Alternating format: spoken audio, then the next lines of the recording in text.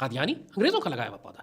1857 میں چونکہ جنگ آزادی تھی, مسلمانوں میں جذبہ جہاد تھا, ایون تو مسلمانوں کو شکست ہو گئی اور انگریزوں نے قبضہ کر لیا, اس کے باوجود جگہ جگہ پہ تحریک مجاہدین مختلف طرح کے انگریزوں کے خلاف مزاحمت کر رہے تھے. اور پھر جب خلافت موومنٹ شروع ہوئی, ترکی کے مسلمان اٹھ کھڑے ہوئے دوبارہ ترکی کی مدد کرنے کے لیے. خود پورے مسلمانوں نے جا کے مسلمانوں کی ہمدردیاں ترک مسلمانوں کے ساتھ تھیں. انگریزوں کو شدید خطرہ تھا اس بات کا کہ یہ دوبارہ سے یہ جو راکھ جس کو ہم نے کنورٹ کر دیا, جس کو ہم نے جلا دیا, کہیں وہ راکھ بھڑک کے دوبارہ شعلے نہ بن جائے. یہ بغاوت کی تحریکیں, یہ جہاد کی تحریکیں, یہ خلافت قائم کرنے کی تحریکیں, ان سب کو توڑنے کے لیے انہوں نے ایک حرام خور کا بچہ اپنی ایک مسلمانوں کے اندر سے ڈھونڈ کے ایک مولوی نکالا جو بکا ان کے ہاتھ پر. اس کو انہوں نے کہا کہ تم وہ سارے عقائد جو مسلمانوں کے ہیں, جو آگے انگریزوں کے لیے خطرہ ہو سکتے ہیں, تم ان سارے عقائد کی جڑ کاٹنے کی کوشش کرو. اس نے آنے کے بعد پہلے تو دعویٰ ختم نبوت پر حملہ کیا, کہا میں نبی ہوں.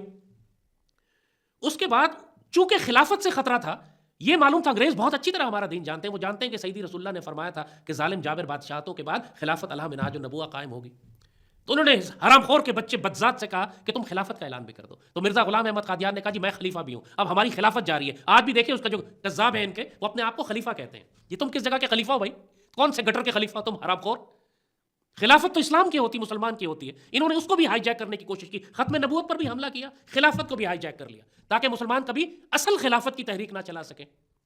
بار بار یہ خلافت کو ہائی جیک کرنے کی کوشش کرتے ہیں. اسی لیے بعد میں انہوں نے داعش کریٹ کی عراق میں, ابھی چند سال پہلے, اس نے بھی خلافت کا اعلان کیا تھا.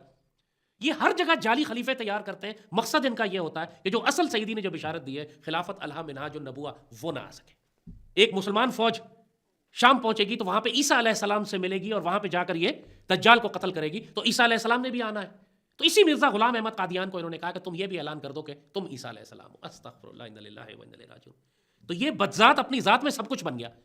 کہتا جی میں نبی بھی ہوں, میں مہدی بھی ہوں, میں عیسیٰ علیہ السلام بھی ہوں, میں خلیفہ بھی ہوں, پورا پیکج ہے میرے پاس, تاکہ مسلمان پوری دنیا کے کنفیوز ہو جائے کہ جو ہمیں بشارتیں آخری زمانے کی دی گئی تھیں وہ تو پوری ہو گئی. اس نے فتنہ تو پھیلایا, آج بھی لاکھوں لوگ اس کے پیچھے چل پڑے ہیں.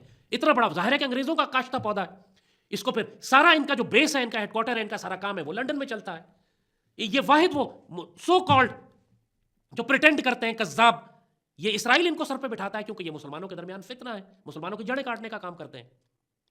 یہ دیکھیں کتنا بڑا فتنہ ہے انگریز. صرف یہی نہیں کہ انہوں نے ہماری حکومت لے لی اور ہماری کتابیں جلا لی, ہمارے علماء کو مار دیا, اردو زبان ختم کر دی, ہم پہ انگریزوں کا نظام مسلط کر دیا, کروڑوں قتل کر دیے. انہوں نے ہمارے دین پر نقب لگائی, انہوں نے ہمارے دین کی جڑ کاٹنے کی کوشش کی. انہوں نے بالکل ہی بنیاد, وہ جو سارے عقائد ہمارے جو آخری زمانے کے تھے کہ امام مہدی نے تشریف لانا ہے, حضرت عیسیٰ نے تشریف لانا ہے, خلافت علی منہاج النبوہ ہوگی اور جہاد ہوگا. عیسیٰ علیہ السلام حضرت امام مہدی آ کر جہاد کریں گے, غزوہ کریں گے, غزوۃ الہند کریں گے, غزوۃ الشام کریں گے. مرزا غلام احمد قادیان نے یہ فتویٰ جاری کر دیا کہ آج کے دور میں جہاد کینسل ہو چکا ہے, اب صرف جہاد قلم سے اور زبان سے کیا جائے گا, تلوار نہیں اٹھائی جائے گی. یہ دیکھیں کتنا بڑا فتنہ.